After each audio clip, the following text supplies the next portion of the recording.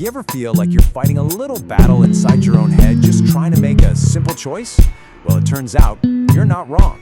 Every single decision, whether it's what to eat for lunch or, a massive life commitment, it kicks off this hidden duel in your mind. So, let's break down the science of what's really going on in there.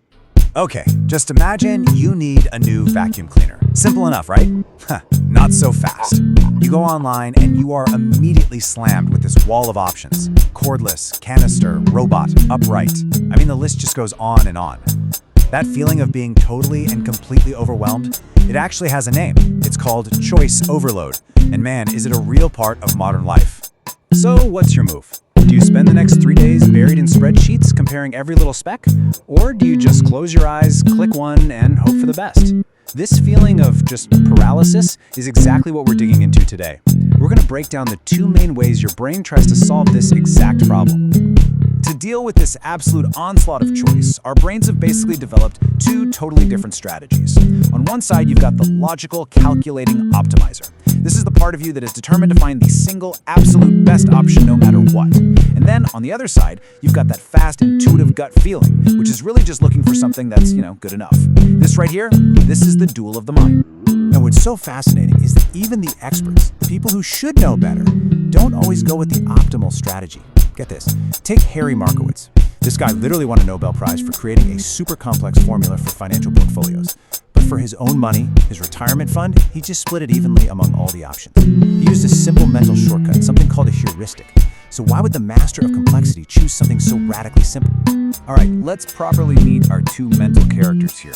First up is the optimizer, sometimes called the maximizer. Think of this as your inner perfectionist. It's on a quest for the absolute best. It's slow, it's thorough, and it burns a ton of mental energy. Then there's the satisficer. Now this one is a master of efficiency.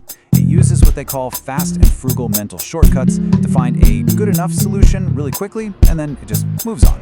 And hey, this isn't about being lazy, not at all. It's about being incredibly smart with your mental resources. So let's start with the optimizer's side of the argument.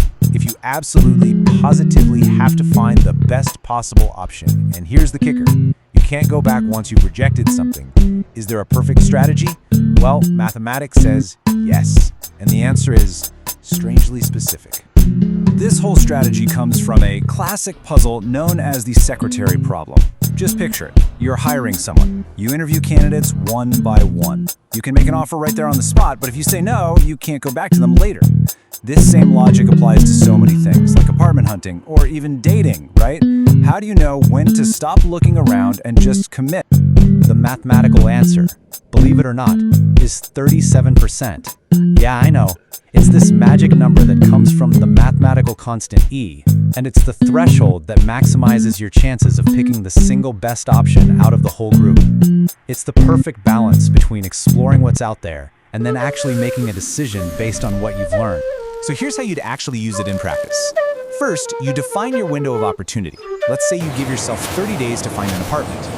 For the first 37% of that time, that's about 11 days, you just look.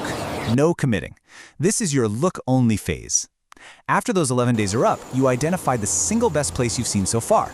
That becomes your benchmark. From that point on, you commit to the very next apartment you see that is better than that benchmark. It's a really clear, data-driven rule for a messy, complicated problem.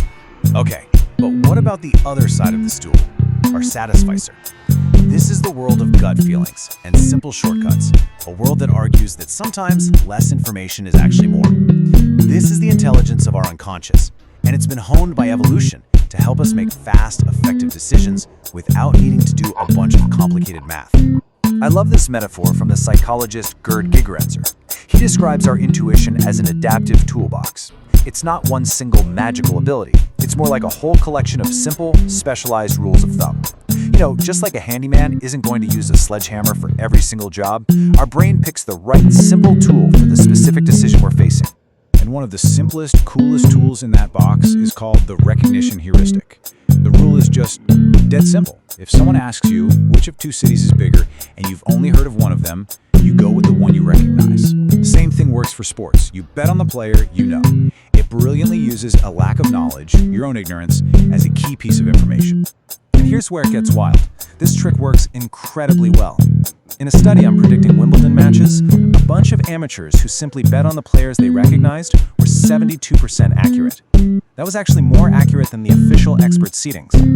It just goes to show how a simple heuristic, powered by just a little bit of ignorance, can sometimes outperform a really complex, data-heavy analysis. But there's a catch. There's always a catch, right? These useful mental shortcuts, they're also kind of like bugs in our software. It can be exploited. And you better believe marketers, politicians, and yeah, even stage magicians have all learned how to hack our decision-making by targeting these exact shortcuts. Just think about Apple's legendary Think Different campaign. It completely reframed the choice. It wasn't PC versus Mac, it was conformity versus creativity. That hacked our deep desire to have a unique identity.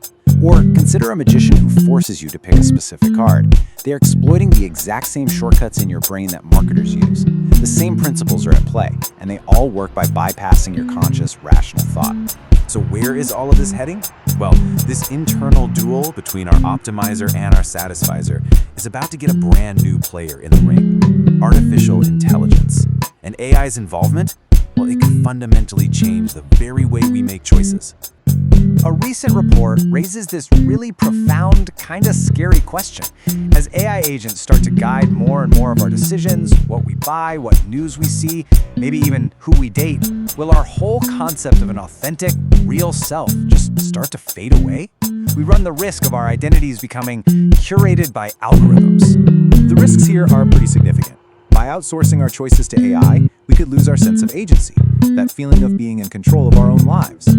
Our social muscles for things like patience and compromise could get really weak. I mean, an AI doesn't need you to be kind, it just gives you the optimal answer. This could make life a lot more frictionless for sure, but it might also make us a little less human. And that leaves us with one final and I think critical question.